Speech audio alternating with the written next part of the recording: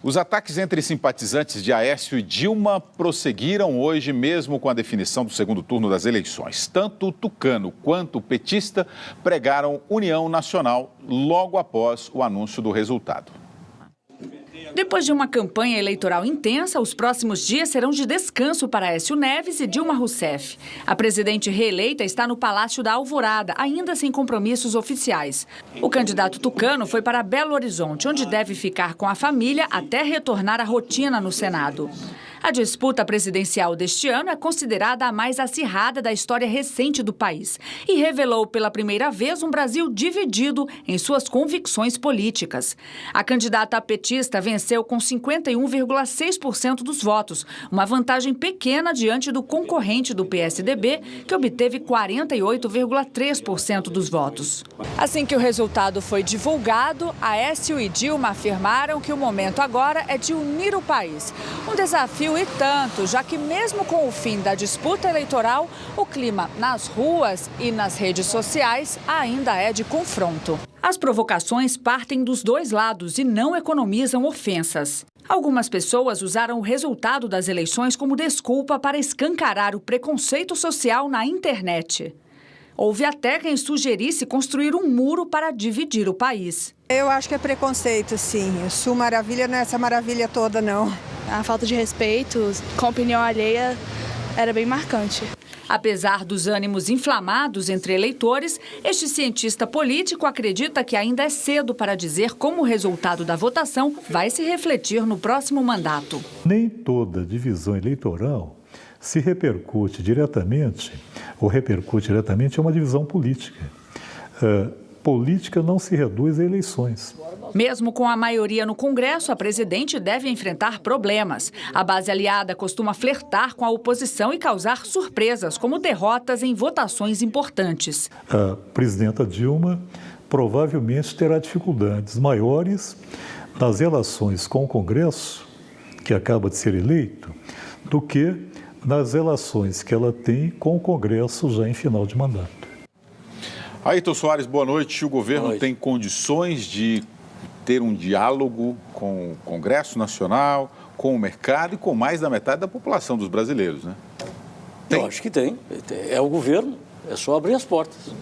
O que a presidente Dilma precisa sair desse hermetismo que ela se colocou e passar a dividir com o setor da sociedade as decisões que são tomadas no país.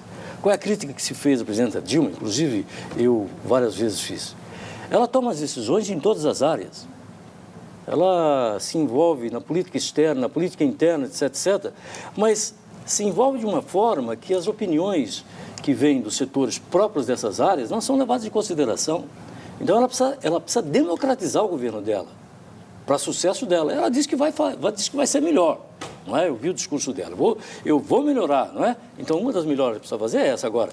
O William, aproveitando que o Aécio fez uma declaração dizendo, olha, precisamos ter um programa nacional para o país, precisamos tirar o país dessa crise, estou chamando também, quero todo mundo junto. Eu quero lembrar que a possibilidade de fazer uma coalizão em cima de um programa, eu venho dizendo isso, é perfeitamente possível. O problema é fazer com que, suponha, os partidos que decidem apoiar um programa mínimo, vamos chamar esse programa de salvação nacional diante do problema econômico, vamos dar um nome desse. Aí vem os partidos, fecham, e aprova esse programa. Será que os deputados votam? Ou vão querer negociar cada voto? Agora, como é que faz para o deputado votar? E essa é uma questão que poucas pessoas discutem. O deputado tem que votar obrigatoriamente se o diretório nacional do seu partido fechar naquela posição que foi aprovada. O diretório fecha a questão, obriga os deputados. Só que, por que até hoje isso não funcionou? Porque não há uma punição para o deputado que deixa de cumprir a decisão do diretório nacional. Se for feita uma emenda que acrescente lá, quem votar contra a disposição expressa do seu partido, fixado pelo seu diretório nacional, perde o mandato partidário. É só acrescentar esse trecho na lei. Aí você tem um instrumento legal, o partido se reúne, aprova, vai participar do governo, aprova um plano básico. Eu sempre lembro do Mitterrand. Aprova um plano básico, vai, e depois, se precisar mais gente, traz quem estava do lado de lá até, não é? Então, eu acho perfeitamente possível, basta ter boa vontade e abertura para isso. Vila, o país está dividido, Vila? Ou em várias eleições. É necessário entender o seguinte, Por exemplo, vamos à história, afinal, é a profissão, né? Em 1982, nas eleições, já no final do regime militar, o PDS, o Partido Democrático Social, o partido do regime, ganhou nos 9 estados do Nordeste. Nos 9 estados do Nordeste, em todos. E perdeu aonde? No centro politicamente mais dinâmico e de oposição ao regime, nos 3 principais estados. Em São Paulo, venceu o PMDB com Franco Montoro.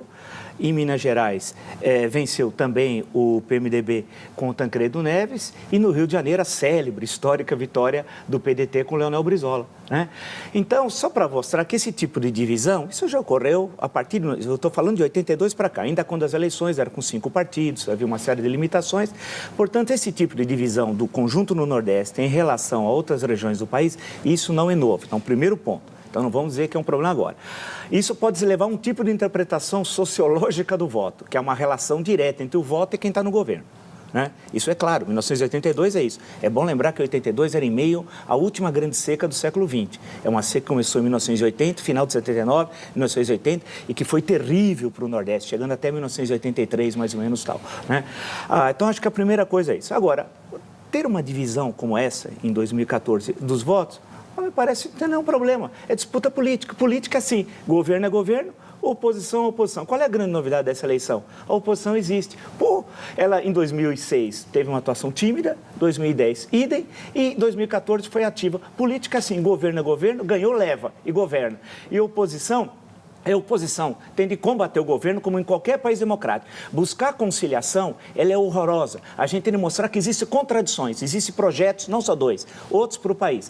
E qual é o teatro, o local onde há disputa política agora? É o Congresso Nacional. Então, a senhora presidente, presidente, né? A senhora presidente, é ela que vai buscar ter maioria. Agora, o que nós devemos ficar atentos, e a todos nós, os telespectadores e tal, é se vai comprar maioria, como comprou com o Mensalão e como comprou recentemente com o Petrolão, o maior escândalo da história brasileira. Os 2 escândalos sob a liderança de Luiz Inácio Lula da Silva, réu oculto no Mensalão e chefe do Petrolão. Isso precisa deixar muito claro, porque ele é o principal responsável. E se a campanha chegou nesse nível que está na internet, deve-se também ao senhor que mora em São Bernardo do Campo, na cobertura, na Avenida Prestes Maia.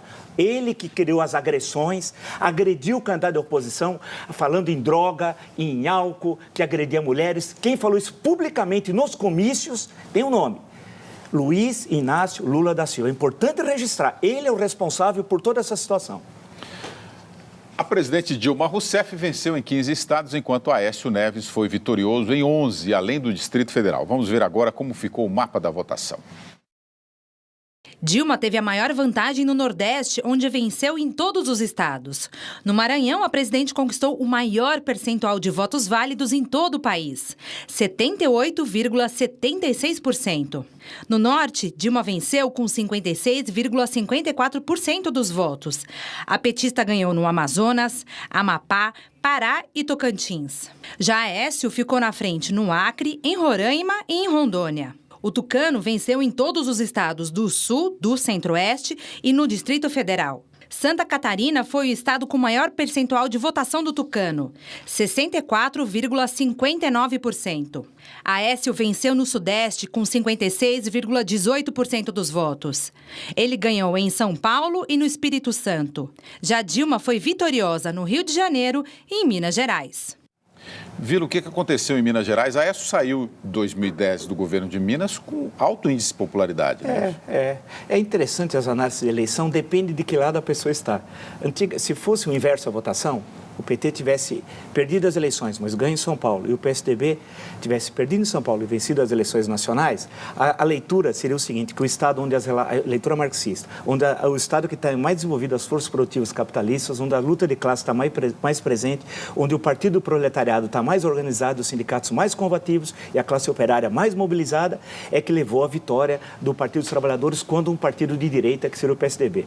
Essa seria a leitura. Como ocorreu o contrário, né? Então aí você faz faz uma outra leitura, então. Aí você busca a leitura de que é uma direita conservadora, justamente onde você tem o maior desenvolvimento político, onde você não tem tanta presença do Estado controlando o voto do cidadão. Isso no caso de São Paulo. No caso de Minas, é um caso para ser analisado. De um lado, que é um estado muito plural. É bom lembrar que você tem a região norte de Minas, que inclusive faz parte da Sudene, é a região do polígono das secas, e já faz bastante tempo, toda a região do Vale de Jequitinhonha, etc. Tal. Você tem o sul de Minas, tem uma forte vinculação a São Paulo, o Triângulo Mineiro, também uma presença de São Paulo, a Zona da Mata mais vinculada ao Rio de Janeiro. Agora, eu acho que aquilo surpreendeu muita gente. Agora, alguém pode buscar alguma raiz disso. Uma delas, a eleição de BH para prefeito em 2008, quando Aécio Neves e Fernando Pimentel juntos, fazendo jogral, inclusive, na campanha na televisão, para apoiar o Márcio Lacerda, eleito prefeito de BH em 2008 e tal, pelo PSB, então, né?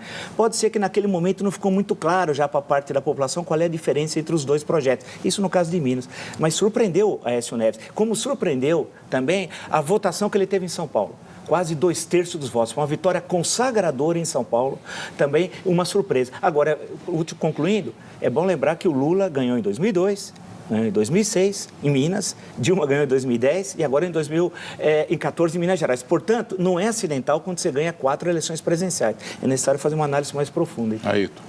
Eu acho que o Aécio deve ter ficado desolado com o resultado da votação em Minas. Eu sei que ele contava com um resultado muito positivo para ele a partir de Minas, mas também não contava com esses votos que obteve em São Paulo, que surpreendeu a todos. Não é? A quantidade de votos que ele teve em São Paulo foi um negócio absurdo. Eu não sei aqui atribuir o comportamento do eleitor mineiro, porque ele se elegeu governador muito bem e teve voto em todas as áreas de Minas para se eleger no primeiro turno governador. Quer dizer, ele já tinha esse handicap. O fato dele ter feito alianças assim, o assado, eu acho que isso não leva... Talvez ele tenha escolhido um mau candidato a governador, Pimenta da Veiga, que é um bom político, mas no momento era um mau candidato. Talvez ele tenha anunciado antecipadamente o ministro da Fazenda, isso pode ter trazido problemas. Eu acho que ele mesmo deve estar procurando as razões pelas quais ele teve pouco voto em Minas. Agora, o resultado da eleição é o resultado da eleição. A próxima eleição, ele acabou de se eleger senador, em Minas, com uma votação expressiva, elegeu o seu candidato a governador. O comportamento do povo de Minas precisa ser melhor analisado. O Leandro Bonvecchio aqui, Vila, pelo Twitter. Por maior que seja a nossa indignação, a votação não acaba por legitimar os escândalos?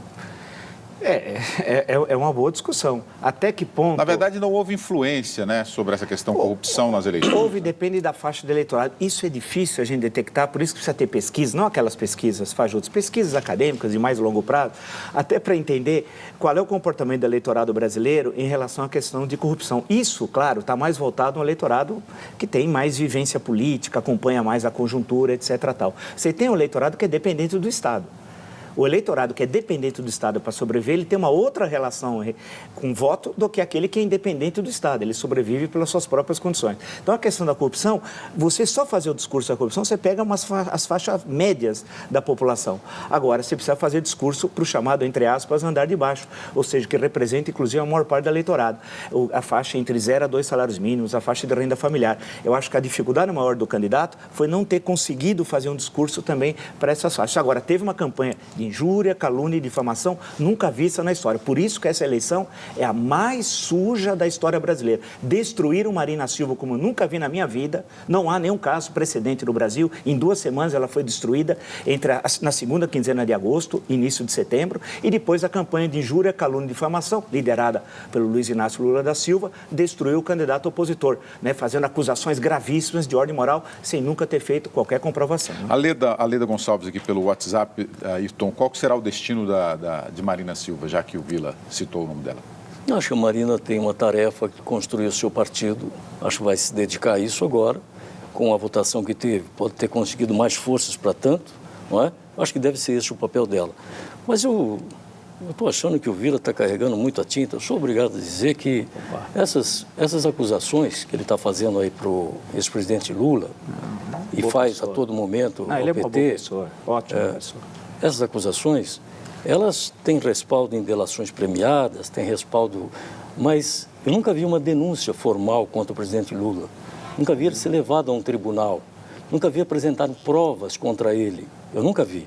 Eu vejo até na internet algumas imagens colocadas, que essa aqui é a fazenda do filho do Lula, mas também nunca ouvi ninguém denunciar o filho do Lula, ou o Lula, quem quer que seja, por ter enriquecido ilicitamente. Eu não vejo isso de concreto. O que eu vejo são coisas como essa. Olha, falaram que o Lula está por trás disso. Falaram que o Lula... Agora, o Lula, segundo o Vila, é responsável pelo tom da campanha. Veja só, pela campanha difamatória que foi feita contra a Marina e contra o Aécio. Esse Lula é um ser fantástico, porque ele conduz tudo, não é? Ele tem poder para tudo. Que liderança fantástica é essa, né? E usando instrumentos de difamação, consegue ganhar a eleição. Não é assim, Vila. Não é isso, não é isso. Sim. O que tem de resultado nessa eleição é uma política voltada para o social, mais fortemente abrangendo os estados do Nordeste, os mais favorecidos, que teve um resultado no que diz respeito à inclusão social. É isso que aconteceu. E esse eleitor, o eleitor da inclusão social, foi majoritário, pouco majoritário, 3 milhões e pouco de votos. Não importa, mas foi majoritário. O outro eleitor, o eleitor do Aécio, que queria? Queria, vamos dizer... que nós tivéssemos as ações da Petrobras devidamente valorizadas, que nós tivéssemos um governo que pudesse estar integrado ao desenvolvimento que os Estados Unidos coordenam, que nós não fizéssemos parte do Mercosul e sim da ALAC, que nós não fôssemos voltados para o mundo africano para buscar mercados, que nós não tivéssemos... Enfim, foi uma vitória, que eu posso dizer, dos setores, como diz aí um jornal inglês, a esquerda, ganhou na Bolívia, ganhou na Venezuela, ganhou... E essa esquerda ganhou no Brasil, não é verdade? Esse é o resultado que eu vejo. Um pouquinho, né? Ele dissertou sobre Deus e sua obra. Não, agora, espera um pouquinho, não. Você quer a parte? Não, você quer falar de novo. Não, porque não, você falou, não. Você já tinha falado. Eu vou cronometrar o tempo aqui. Vamos lá, Vila. Já tinha falado. A questão toda é o seguinte: o desenho que ele fez do eleitor do Aécio e da Dilma é inacreditável. Chamar de esquerda a Dilma com Jader Barbalho, preso por corrupção, inclusive com algema, com Renan Calheiros, José Sarney e Eti Caterva, Deus do céu, meu Deus. Agora, ponto 2, o Lula, sim, eu tive de acompanhar, infelizmente, a eleição. Não acompanhei com prazer, por obrigação, porque eu estava escrevendo sobre a eleição, todos os dias. Os comícios que eu vi ele fazendo em Belo Horizonte ou em Guarulhos, as agressões que ele falou em relação ao candidato opositor, eu nunca vi alguém ser tão baixo. Causou asco. Eu acho que qualquer pessoa que tenha ética e vê um ex-presidente falar aquilo, eu nunca vi na minha vida um ex-presidente se referir a um adversário político publicamente daquela forma como ele fez. E é importante destacar que ele fez... A Marina chorou, lembra-se? Não, só um minuto, o telespectador deve se lembrar. Marina Silva, quando entrevistada por uma repórter da Folha de São Paulo, sobre as palavras do Lula, ela começou a chorar. Me lembro bem dessa cena, quando ela estava no auge. Só um minutinho, eu ouvi com maior tranquilidade. Não, deixa eu concluir. Você entrou para rebater o que eu tinha dito. Não, mas ele já tinha falado. Vamos lá, só concluir que a gente tem que... Claro. Eu queria só concluir. Não, você sempre faz a observação. Eu queria só destacar o seguinte. Vamos lá. O Luiz Inácio Lula da Silva que montou essa estrutura de calúnia e difamação. No Mensalão, por exemplo, tem duas reuniões do Marcos Valério, comprovadas pelo STF, dentro do Palácio Planalto, com ele, portanto, não é invenção, basta ler, eu acompanhei todas as sessões do julgamento do Mensalão. Da República, ele estava presente, junto com José Dirceu. Aí a história do Roberto, aí é uma outra história. E sobre o Petrolão, nós veremos. E aqui mesmo no Jornal da Cultura, nós vamos ver as 10 mil notas fiscais do doleiro e veremos o envolvimento do senhor Luiz Inácio Lula da Silva. Você se referiu sobre a família dele. As 10 mil notas fiscais. Eu ouvi de você que existe 10 mil notas fiscais. Eu não sei como você tem essa informação. A Justiça Federal e o juiz Sérgio Moro foi atacado aqui ontem, inclusive. Existem vazamentos que você tem acesso. Não tem vazamento. É porque o telespectador não entende se os dois ficarem falando ao mesmo tempo. Mas é que ele falou já 3 vezes. Então, é a mania do PT de ter o controle social da mídia. O sonho do PT é ter a ditadura, mas não vai ter. Porque por cima da gente eles não vão passar. Ganhando a eleição, ganhando a eleição, bem. O Chaves ganhou a eleição na Venezuela também. Eu só queria dizer o seguinte, olha, o Aécio... Só encerra aí. Perdeu muito ponto. Quando na televisão ele Ao tempo. se referiu à candidata Dilma dizendo que ela era leviana. As pesquisas mostraram que o eleitorado feminino deu uma guinada. Ele, que tinha mais voto feminino no país, passou a perder para Dilma no voto feminino. Por causa de uma frase no debate de chamá-la de E a abstenção leviana. em Minas Gerais Não é também. verdade? Enfim, eu acho que essas coisas de acusação... A gente vai saber. É, O Lula é uma ótima vamos pra pessoa. frente, Eu vamos acho que é um continuar com o exemplo. jornal. É um exemplo. Eu adoro o Lula. Acho um exemplo de brasileiro. Vamos lá.